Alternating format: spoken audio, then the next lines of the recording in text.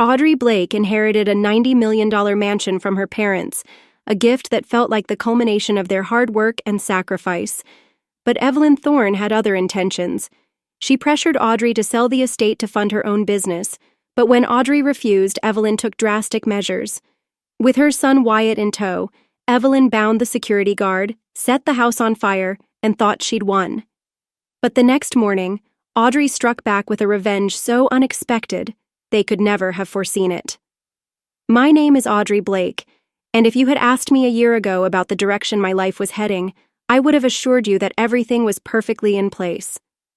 At 32, I was a successful event planner in Austin, Texas. I had a fulfilling job, wonderful friends, and a marriage that seemed unshakable. My parents, self-made millionaires, had given me every advantage to build a secure future. When they passed away unexpectedly, I felt a responsibility to continue their legacy and forge my own path. Inheriting their estate, a luxurious $90 million mansion, felt like living a dream. More than just a home, it was a monument to their dedication and love for me, and every corner of it felt like a connection to their presence. It was a lot to absorb, but I saw it as an opportunity to embark on a new chapter in my life. My husband, Marcus, and I had often discussed the possibility of moving into a larger home. Marcus, a 34-year-old real estate agent, was excited about the prospect of living in a mansion, and we eagerly began decorating and settling into our new home. It felt like our lives had finally fallen into place, with peaceful evenings strolling through the garden and enjoying our new life. However, it didn't take long for tension to surface. Marcus's mother, Evelyn, had always been a force in our lives. Critical, demanding, and at times overbearing, she was ever present. I had always believed I could handle her. But I was mistaken. From the moment Evelyn learned about the mansion, her demeanor changed. Her words were polite at first, complimenting the house, but there was a hidden agenda. She began suggesting that it was too much for one person, and that it would be a waste to keep it. One afternoon, as she visited and sipped tea, Evelyn casually remarked, "Audrey, you know, I've always been a believer in smart investments. With all that money, you could really expand your reach. Real estate is such a profitable business. Why hold on to that mansion?" Her words shocked me. This house was all I had left of my parents, and selling it was not an option for me. "I'm not ready to sell, Evelyn," I said, trying to maintain my composure. "This place means a lot to me." Her smile didn't reach her eyes. "I understand, Audrey, but you realize selling it and investing in something else would set you up for life, right? Think about it, real estate, the right property, the right business. It could change everything." I could feel my stomach tighten, but I remained firm. "I'm not interested, Evelyn. I'm happy here." But Evelyn didn't stop. Every conversation seemed to circle back to the mansion. She didn't understand why I wouldn't simply sell and use the proceeds to make a more lucrative investment. The pressure intensified, and I started to notice that it wasn't just Evelyn. Marcus, too, seemed to be leaning in her direction. His silence during our discussions grew louder with each passing day, and I couldn't help but wonder if his loyalties were shifting. One day, Evelyn and her younger son, Wyatt, showed up at our door unannounced. I knew immediately something was wrong. Evelyn's eyes were too bright, too focused, and Wyatt, who was only 26, had an expression that mirrored his mother's impatience and hidden anger. "What's going on?" I asked, trying to keep my voice calm. Evelyn didn't even greet me. She walked straight into the living room and, without preamble, said, "Audrey, I've had enough of this. The house is a waste. You need to sell it and use that money wisely. I'm tired of waiting for you to make the right decision." I was stunned. "Evelyn, this house is not for sale. This isn't about the money. It's about keeping my parents' legacy alive. I won't just give it up because you think it's a waste." She smiled coldly, and for the first time, I saw something dark in her eyes.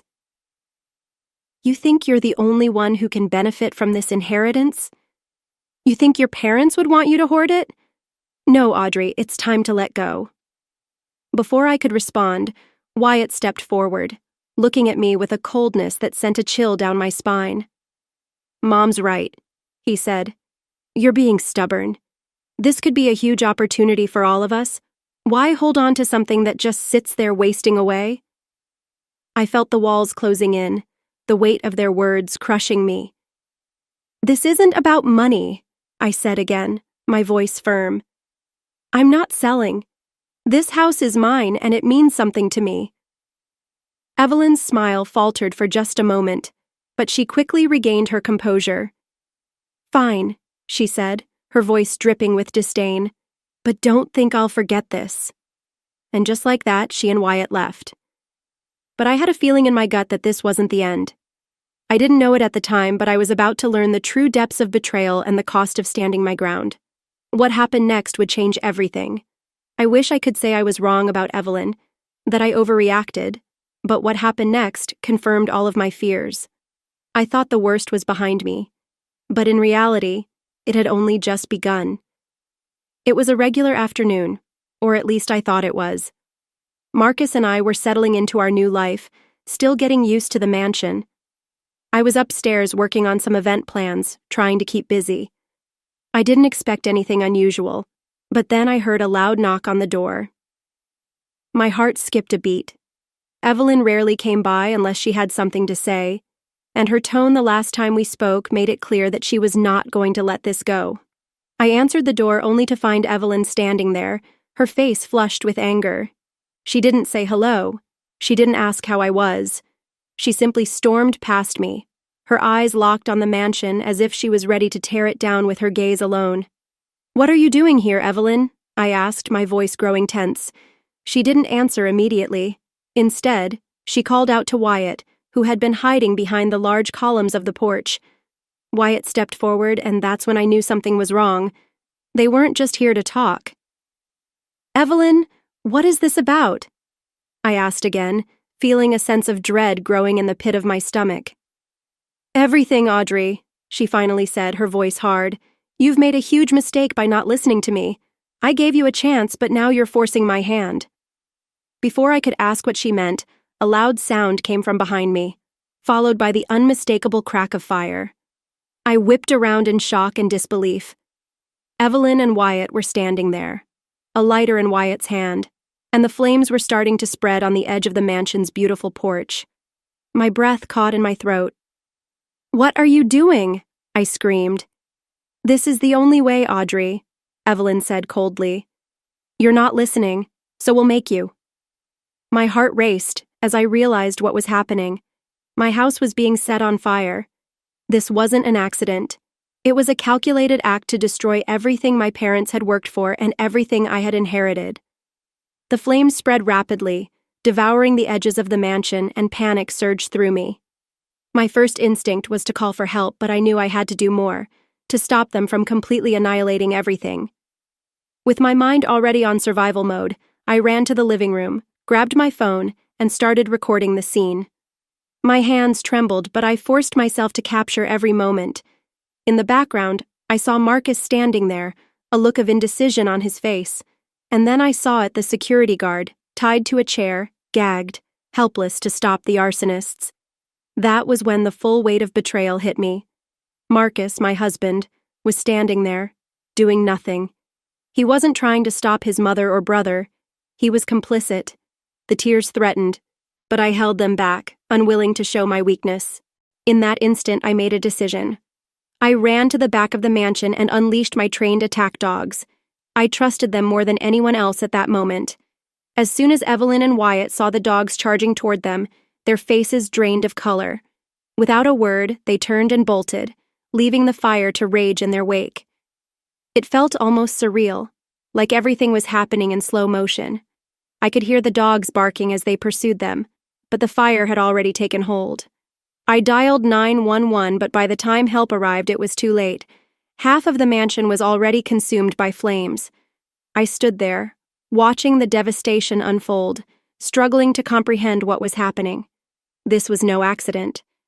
It was a deliberate act to take everything from me, and the worst part was realizing that Marcus had played a part in it. My own husband, the one person I trusted, had watched it all happen. The days that followed were a blur of chaos. The police arrived and I showed them the evidence I had recorded. But by then, Evelyn, Wyatt, and Marcus had disappeared. They had gone into hiding, evading the authorities. I couldn't believe it. My own husband had chosen to side with his mother and brother over me. I felt lost, heartbroken, and angry, but I knew one thing: I wouldn't let them get away with it. Not after everything I had lost. I hired a lawyer, Franklin Hayes, a calm and experienced man specializing in property disputes and fraud. From the moment I met him, I knew he was the right person to handle my case. He listened to my story patiently, and as I showed him the video evidence, he nodded solemnly. "We can use this, but we need to gather more. If they're running from the law, we need to move quickly," he said. His words were a sobering reminder of what I had to do next. We gathered every piece of evidence, photos, recordings, everything that tied them to the fire. I knew Marcus's involvement was undeniable, but they had vanished without a trace.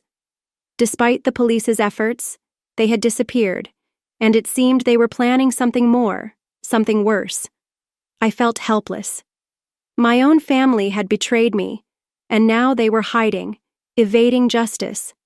I spent each day checking the news, hoping for a breakthrough. I even visited the charred remains of the mansion, the place where so many memories were made, but I couldn't afford to mourn just yet. There was something more important at hand: revenge. No, not just revenge, but justice. 1 week later, the breakthrough finally came. I received a call from Franklin early in the morning. His voice was steady but urgent. "Audrey, they've been found. Your husband, mother-in-law, and brother-in-law were arrested this morning at the airport. They were trying to leave the country," he said. For a moment, I felt the weight of the words hit me. I could hardly believe it. They had tried to escape, to flee from what they had done, but they couldn't get away. The police had tracked them down just in time, and now they were facing serious charges. I didn't know whether to feel relief or anger, but in that moment, I realized that this was my chance to make them pay for everything they had taken from me. They had destroyed my parents' legacy and betrayed me in the worst possible way. Now they had to face the consequences. The charges were severe: arson, conspiracy, and property destruction, among others. I could hardly stand to think of my husband's involvement in all of this. I had trusted him, and he had thrown it all away. But there was no time for self-pity. I had to focus on the court case ahead. The trial was intense. I testified about everything: how Evelyn and Wyatt had set the fire, how I had captured the evidence on my phone, how Marcus had stood by and let it all happen. They denied it at first, but the evidence was irrefutable. In the end, the court ruled in my favor. Marcus, Evelyn, and Wyatt were ordered to sell their properties and compensate me for the loss of the mansion, but their punishment didn't end there. The court handed down prison sentences, and they were forced to face the consequences of their greed and betrayal. It wasn't the end I had imagined, but it was justice. For the first time in weeks, I felt a sense of relief.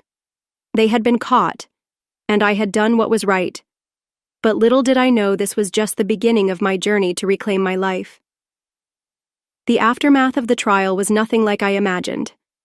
I thought the verdict would give me closure, but instead, it left me with a bitter taste in my mouth. Justice had been served, but I couldn't shake the feeling of betrayal. Marcus, the man I had once loved and trusted, was now a stranger. My own family, my mother-in-law and brother-in-law, had turned on me, and the house, the beautiful mansion that had been my parents' legacy, was gone. It wasn't just bricks and mortar that I had lost. It was the symbol of everything they had worked for. But as the days passed, I began to realize something important. I had triumphed. I had fought back with everything I had, standing strong in the face of betrayal from those I once loved most. No longer was I just the victim of their deceit. I had transformed into the woman who survived it all. I had reclaimed my life, my power, and my future. Now, it was time to build something new.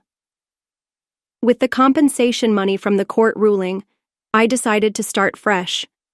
I didn't need another mansion. I didn't need to replace what had been lost. What I needed was to invest in myself. I focused on my career as an event planner, a passion I had always cherished but had neglected in the chaos of the past. For a time, my life had been consumed by the drama surrounding my inheritance. But now, I poured my energy into what I loved, creating unforgettable experiences for others. I assembled a new team and worked on some of the most exciting projects of my career. Helping people celebrate the moments that mattered most gave me a sense of purpose and fulfillment. But beyond my work, I focused on healing. I surrounded myself with people who truly cared about me, friends who had been there during my darkest moments. They reminded me of who I was before the chaos, strong, independent, and full of life. I reconnected with old friends and made new ones, rediscovering parts of myself that had been buried beneath the weight of betrayal. I didn't forget the pain, but I learned to live with it. The lessons my parents had taught me about resilience, about standing tall, no matter what life threw my way, became the foundation of my recovery. The mansion may have been destroyed, but I realized that it wasn't the house that defined me. It was my strength, my ability to rise from the ashes. One evening, as I sat on the balcony of my new modest apartment, I looked out at the city skyline. The sunset painted the sky in beautiful shades of orange and pink, and I felt a sense of peace wash over me, something I hadn't experienced in a long time. I reflected on everything I had lost, and everything I had gained: the pain of losing my parents, the betrayal from my own family, the destruction of the mansion. It all seemed so distant now. I had emerged from it all stronger, more self-assured, and ready to face whatever came next. The people who had betrayed me, Marcus, Evelyn, and Wyatt, were no longer part of my life. They were paying the price for their actions, but I no longer felt anger toward them. I felt freedom. I was no longer defined by their choices or their betrayal. I was in control of my own story, and I would write the next chapter on my own terms. I moved forward, not forgetting the past, but using it as fuel to create a future based on my own hard work, integrity, and resilience. While I may have lost my parents' mansion, I gained something far more valuable: my independence, my peace, and the knowledge that no matter how deep the betrayal, I had the power to rise above it. As the sun set that evening, I realized I was ready for whatever came next. I had survived the worst, and now I could embrace the future with open arms, free from the weight of the past. I felt lighter, freer, and more confident than ever before. This was my new beginning, and I was ready to live it.